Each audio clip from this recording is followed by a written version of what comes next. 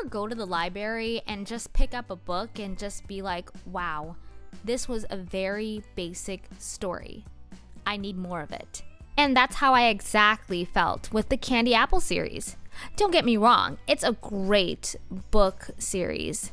But, they have basic storylines, which served well because sometimes you just need that sort of simplicity. The Candy Apple series are a collection of books created by multiple authors. And y'all, there is a lot. But some of them even wrote even more than one book. Some of them even wrote series. Like, for example, Mimi McCoy wrote about 3 books. Laura Bergen wrote 4.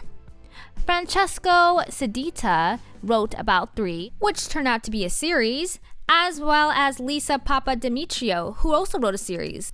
Sarah Hines Stevens and Jane B. Mason wrote 3, and Robin Wasserman wrote 3 as well.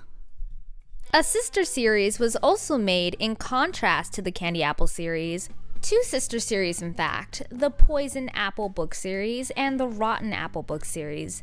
Now, don't ask me if I will ever review them because I never read those types of books when I was younger. The Candy Apple book series touched on a variety of different scenarios, mostly plots around preteen drama, such as moving, attending boarding school, liking boys, running for school president, auditioning for the school musical, plots like that.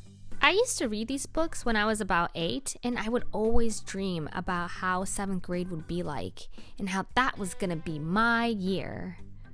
Well, when I got to 7th grade, I just realized it's not all that what it's cracked up to be. That, and when I look back right now in my 20s, now I'm looking at it like, that's not even a teenager yet. Going back to the authors, I find it interesting seeing their background in writing. Let's do a little digging on these authors. Laura Dower worked in marketing and editorial in kids publishing for many years before taking a big leap to the full-time life of an author. Since 2000, she had penned 90-plus books from picture books to young adult fiction and nonfiction. Along the way, she had 2 sons and a daughter.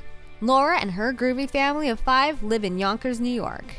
Now, I didn't mention this author before because Laura Dower only wrote 1 book of the Candy Apple series.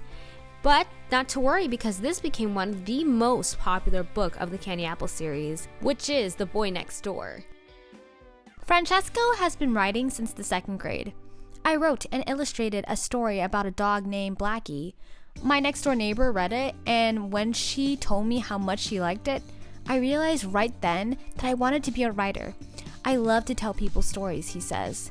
When he was in college, he focused on writing comedy and even did a stand-up for a time. Miss Popularity seems like a strange direction for me at first.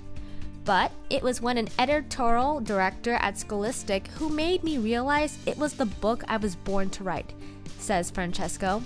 We were discussing the idea of a character who comes to a musty old school and totally transforms it with her personality and fashion sense. And we both had a really good laugh. And then a day or 2 later, I was walking down the street and the entire story came to me in a flash. I emailed my editor right away and Casey Knight was born. Oh, and also in his earlier career, he wrote for Saturday Night Live, which I thought was really cool. Several of the Candy Apple authors have their own success outside of the Candy Apple series. Sometimes in life, you may be doing a lot of things, but some people are going to look at you for that one thing that stood out to them. For me, when I look at these authors and I see their last names, which really stood out to me because a lot of them do have unique last names, I see them really shaping my childhood. And that's something that I really appreciate from them.